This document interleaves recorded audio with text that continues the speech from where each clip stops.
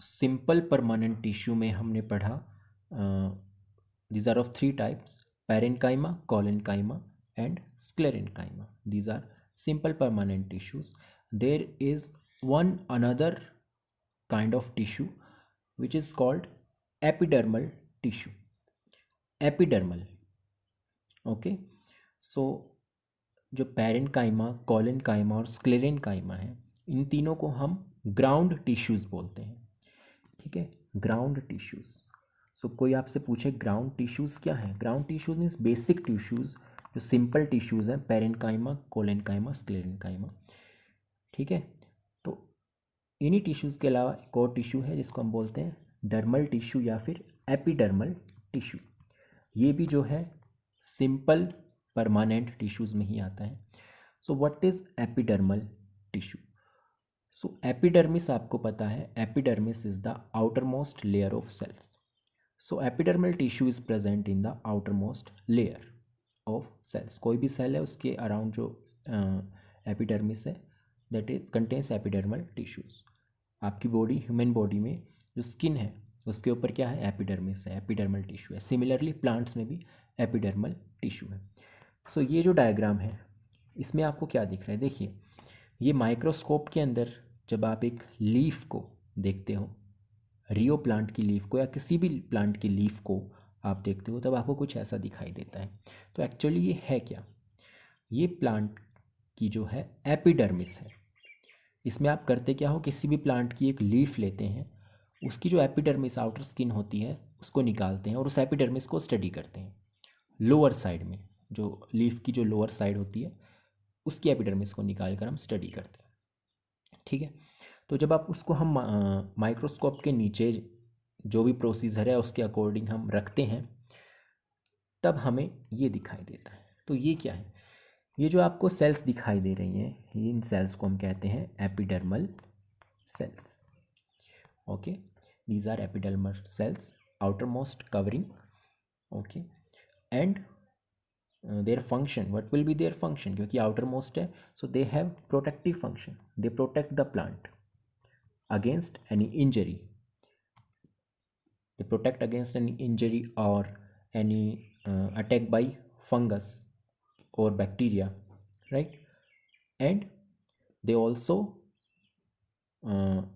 reduce water loss, कि plant से जो है वाटर लॉस ज़्यादा ना हो, इसके लिए एपिडर्मल टिश्यू प्रेजेंट होता है. So these are the function of epidermal tissues. After that what do you see these? What are these structures? like kidney beans. जैसे राजमा की जो बीन्स होती हैं, राजमा की जो स्ट्रक्चर होती है ऐसे, तो ऐसे लग रहा है दो किडनी बीन्स को साथ में ऐसे रख दिया है, लाइक दिस, है ना? तो व्हाट इज दिस? देखिए, these are not kidney beans, these are called guard cells. Guard cells. And in between two guard cells there is a pore, there is a hole which is called stomata. What is stomata? Stomata are the tiny holes present on the leaves. जो plant की पत्तियां होती हैं, leaf होती हैं, उनके अंदर microscope में देखते हो तो आप छोटे छोटे होल्स दिखाई देते हैं. These are called stomata. और होल्स का काम क्या होता है? इनका होल्स का फंक्शन होता है एक्सचेंज ऑफ गैसेस, क्योंकि प्लांट जो है ऑक्सीजन और कार्बन डाइऑक्साइड को एक्सचेंज करते हैं. फोटोसिंथेसिस के time they take inside carbon dioxide and release oxygen, और रेस्पिरेशन के time they take oxygen and release carbon dioxide. तो जो भी ये एक्सचेंज ऑफ गैसेज होता है that occurs through stomata. And also with the help of stomata plant release excess water. आपने देखा होगा जो लीव्स के सरफेस पर पानी आपको दिखाई देता है, that is the excess water is removed from the plants by through stomata, and this process is called transpiration. एक तरीके से बोलते हो जो प्लांट को जो पसीना आता है, एक तरीके से वो पसीना बाहर कैसे निकलता है? ट्रांसपिरेशन से. वो पसीना नहीं होता, वो पानी ही होता है, वाटर, एक्सेस वाटर. ठीक है, जैसे हमारी बॉडी में जो एक्सेस वाटर होता है पसीने के रूप में बाहर आता है, इसी तरीके से जो प्लांट्स में एक्सेस वाटर होता है वो स्टोमेटा से ट्रांसपिरेशन की प्रोसेस से बाहर आता है, ठीक है।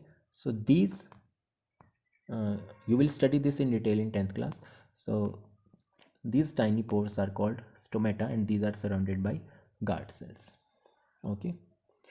And around guard cells there are epidermal cells which contain chloroplast, क्योंकि लीव्स में क्लोरोप्लास्ट बहुत हाई अमाउंट में होता है, that is why these cells have chloroplast.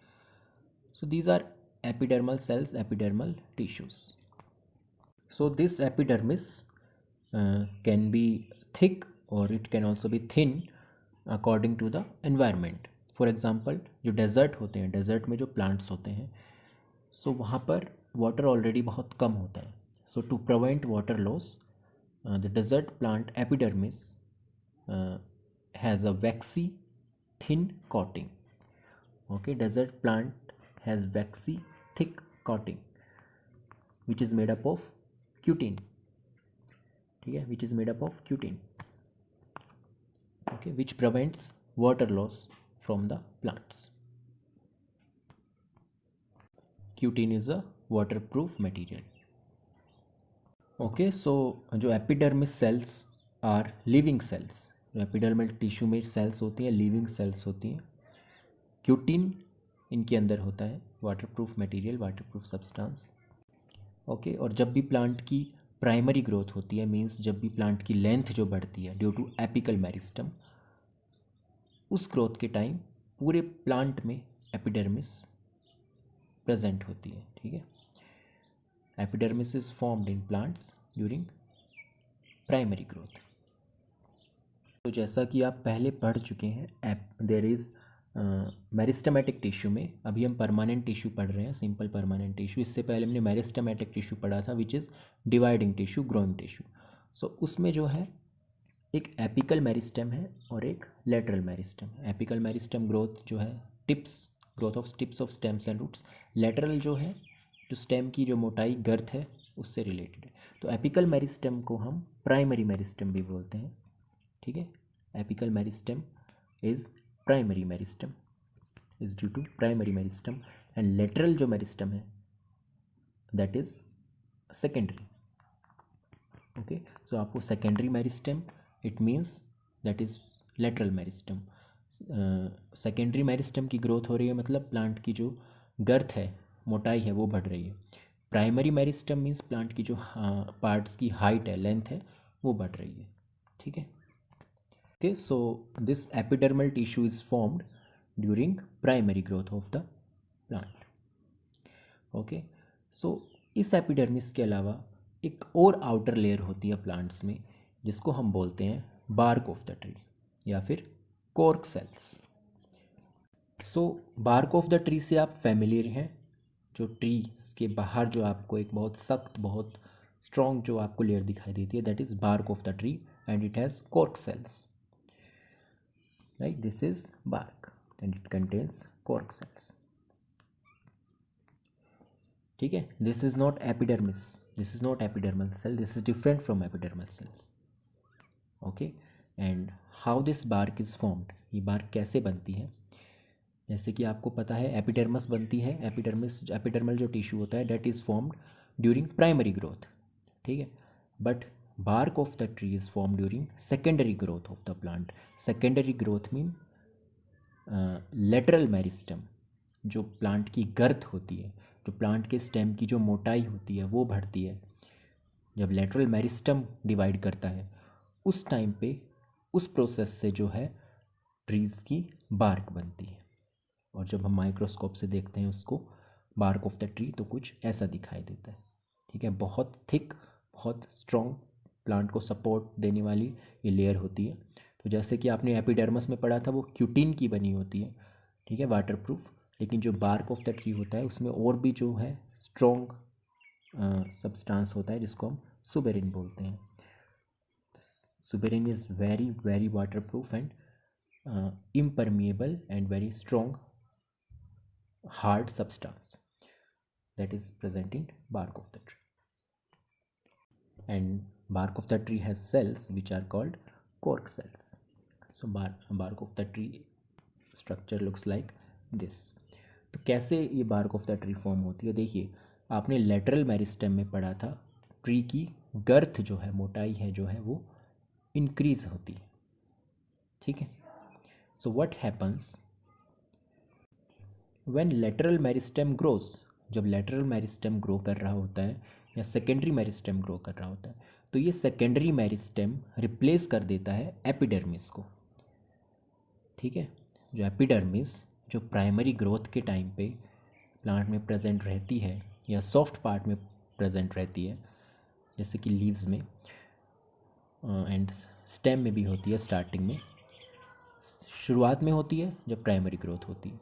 लेकिन जब सेकेंडरी ग्रोथ होती है, जब प्लांट में लेटरल मेरिस्टेम की ग्रोथ होती है, that secondary meristem replaces epidermis of the plant. Okay.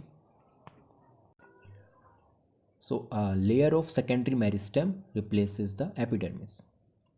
So this layer of secondary meristem cuts off from the inner parts of the plant. जो प्लांट के अंदर जो स्टेम है उसके अंदर जो भी टिश्यूज़ हैं, सेल्स हैं, उन सेल्स से ये लेयर कट ऑफ हो जाती है. मीन्स उन सेल्स में जो भी प्रोसेस हो रही है, ट्रांसपोर्टेशन हो रहा है, ट्रांसलोकेशन हो रहा है, वो सब प्रोसेस नहीं होती हैं इस लेयर के बाहर. So cells outside of this layer cuts off from the plant. और इसके बाद लेयर के बाद एक और layer, so several layers thick bark is formed. और क्योंकि ये बार्क प्लांट के अंदर के पार्ट से, सेल से, लिविंग सेल से बिल्कुल अलग होती है, कट ऑफ होती है, इसलिए the cells of bark and cork cells are dead. There is no process, no chemical reaction, no metabolism, no biological process in the cells of cork, of the bark of the tree. So you can understand this. As plants grow older, the outer protective tissue, means epidermal tissue, undergoes certain changes. A strip of secondary meristem, means lateral meristem, replaces epidermis of the stem. Cells on the outside are cut off from the layer. Okay. Cells on the outside are cut off from this layer. This forms the several layered thick cork or bark. These have a chemical called suberin, which makes them impervious to gases and water. That is how bark of the tree is formed. So study differences between epidermal cells and cork cells, because this is very interesting. Okay, so epidermal cells, outermost layer on the primary plant body,